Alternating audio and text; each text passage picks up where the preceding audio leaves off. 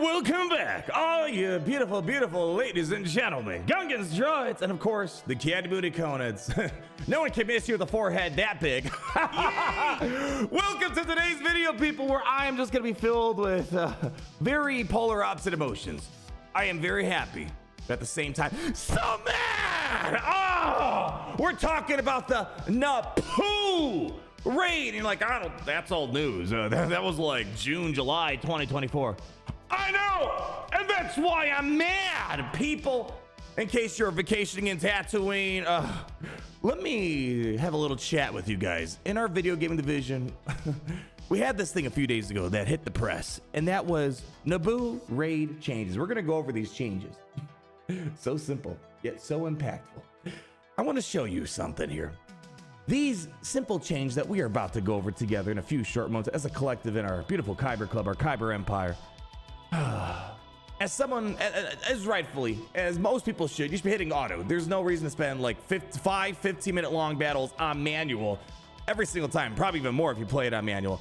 There's diminishing returns playing it on manual. You hit it on auto, and for the most part, this game is mostly audible with some RNG factors. I want to show you something. These updates that hit just a couple days ago, I saw an immediate improvement in my full auto performance. Where before I would sometimes range with 8.3 at the minimum to maybe I think 9.6 was the highest, again on full auto with what I had. And again, not doing anything different. I didn't change modding, didn't add any Zetas, Omicrons, anything like that. I'm basically almost at the max crate now. Again, on full auto.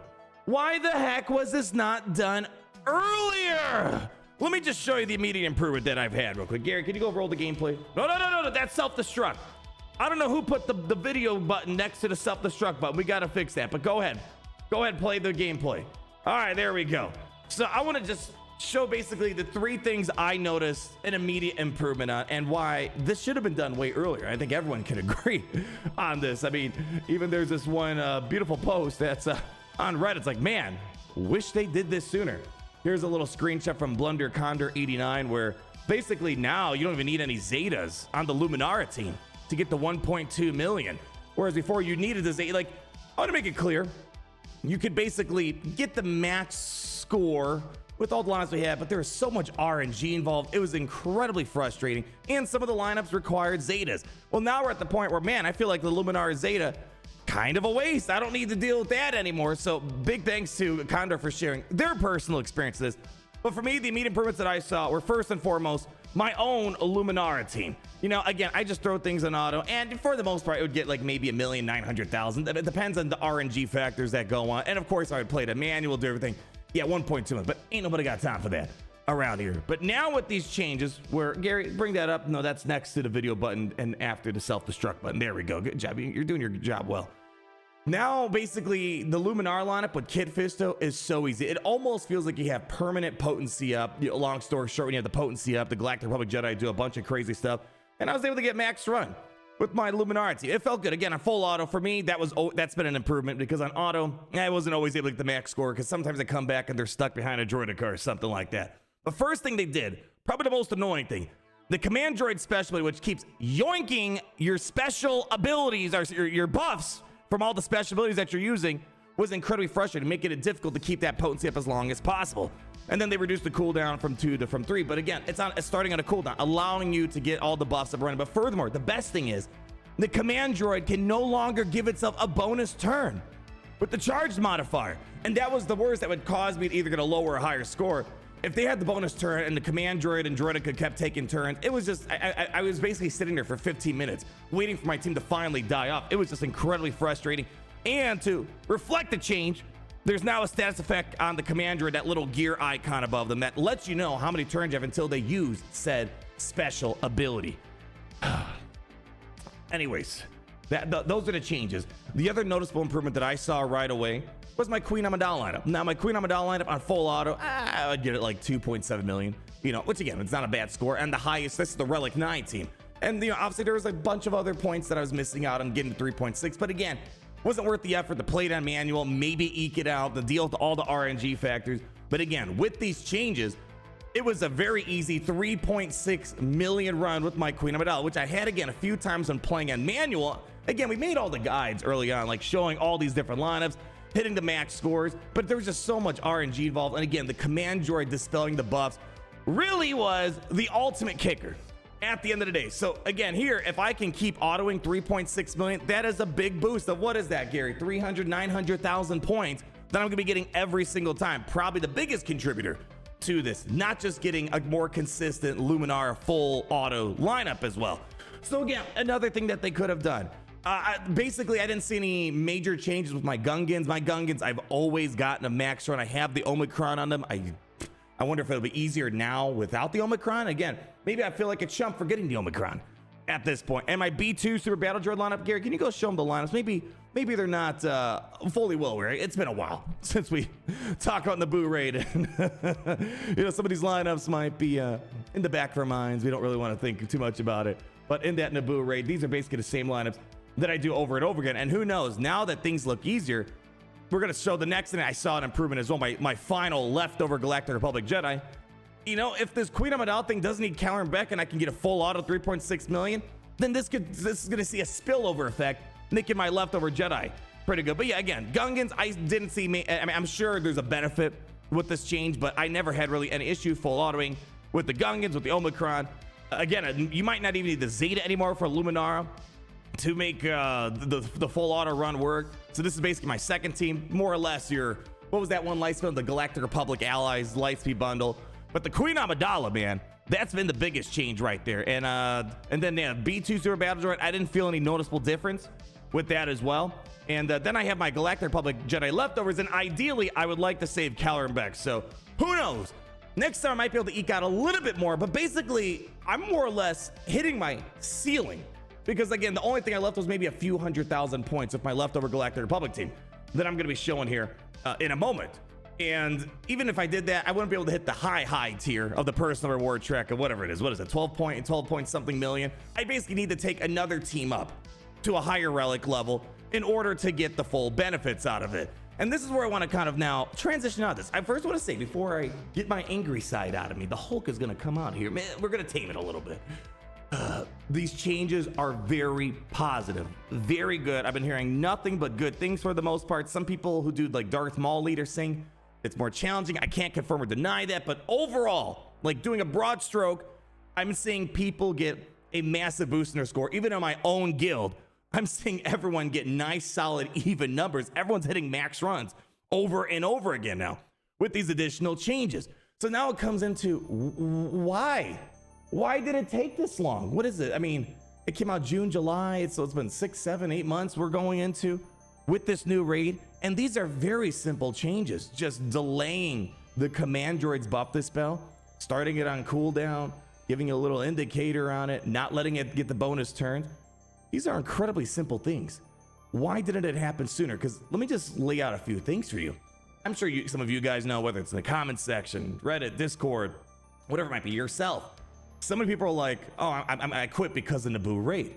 I can't quantify how many people were that, but there were definitely a handful of people that this was the thing that kind of tipped things over. The RNG factor, the length of the battles, no one wants to redo the attempts over and over again, and I don't blame them. So, and the other thing I want to put out there, imagine if they, like, I'm already saying, what is this, about a 2 million, let's say 2 million point increase. Now just doing the same thing on full auto. Imagine how many rewards that totals up, not just for your personal track, but for the collective of your guild and yourself, and how many rewards you missed out. It really blows my mind. I don't know. I get there are challenges being a video game developer, but challenges is not an excuse for competency, right? You know, if you guys know me, you know, I've had an extensive background, you know, doing stuff in construction. Yeah, I know, typical Polish stuff, and, you know, legal work and whatnot. And of course, other things, you know, retail, you know, all that fun stuff. It's just, it's really weird, you know, especially, you know, every job's got its challenges, complications, but let's just say, for example, you know, let me put it this way. I remember my father one time, a client bought one of his houses. He sent me and one of the guys, like, I need you to fix this. It was like basically the same day or two, and we took care of it. Not like 6, 7, 8 months later. Like, there's no sense of urgency on this. And it was a simple fix. So I don't know if it's a lack of competency over there, and where on the spectrum is it, some on the low side, the high side of the hierarchy over there. I don't want to believe it's that, Maybe they're understaffed. Maybe their purpose of keeping the studio really skinny to keep the game around. I don't know. You know, I know the game, we talked before, the game is on I don't want to say it's on a downturn. It's not dying. It's just not making nearly as much, you know, as some of the previous years that it's been. You know, and you know, you can still, the game is still making millions of dollars, right? Let's not fool. So I don't know what it is. If it's just incompetency, it's a money thing, I don't know. But like, this was such a simple fix. This should have been done a long time ago. I don't know many other professions that can get away with. I'm sure a lot of you guys do something. It's like, man, if you wish you had a 6, 7, 8 month turnaround time to do something as simple as that. So I don't know. Again, it's very disappointing. It's a little embarrassing that it took this long to do something so simple that had such a drastic impact. Because again, the RNG factor, that command droid, was the biggest thing. I mean, we all agree visually the Naboo raid, one of the cooler things, especially compared to the more recent raids that they've released. It's more thematic, you know, it was easier to kind of grasp onto. It was just more the length and the RNG that was the problem. And now that they eliminate most of the RNG, I think a lot of complaints for Naboo raid would have been rectified. So I guess the question is now, and I've been seeing a lot of conversation around this, and it can go either way, and I'm sure you guys will share your 2 cents. Usually this new raid system, we get a new raid, let's just say somewhere between like 7-9 months. You know, there's not a hard deadline on when it's going to happen. You know, the Crate Dragon raid, and you know, later on we got the speeder bike, and then after the speeder bike we had the Battle for Naboo. You know, we're supposed to get a new raid if we're following that loose schedule, you know, sometime in February, March. So it seems kind of trash that these updates that were very positive updates dropped like a month or two before the raid basically becomes most likely irrelevant. You know, no one really goes back to these raids. You always want to do the new raid, even if your guild is a blossoming guild working its way up the ladder of Star Wars Galaxy of Heroes. So maybe if they're delaying the other raid, 'cause it seems like they were having an issue staying on a timeline, because they even told us that the Bad Batch, the new Bad Batch team that we're supposed to have, there's not going to be any legendary. No, and they even canceled the event that they said.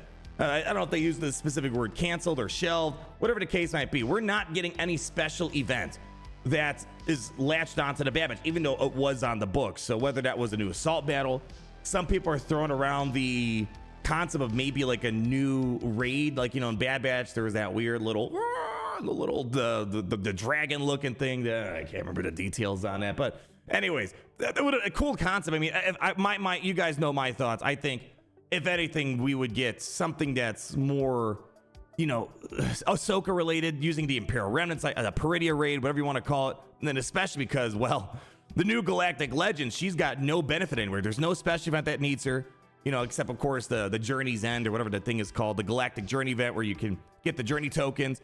There's no raid, there's no assault battle, there's no, you know, like Smuggler's Run. So my money is, if there's a raid coming around the corner, it would be like a Peridia thing. Ahsoka Season 2, you fight off waves of zombies, kind of like what we saw in the Ahsoka event, right? That's my guesstimations. But maybe they're doing these changes because they're not planning on bringing the raid anytime soon. And you know what? Maybe I would be slightly less angry, because then we could enjoy these improvements for a little bit longer. But I don't know. At the end of the day, it just perplexes me, you know.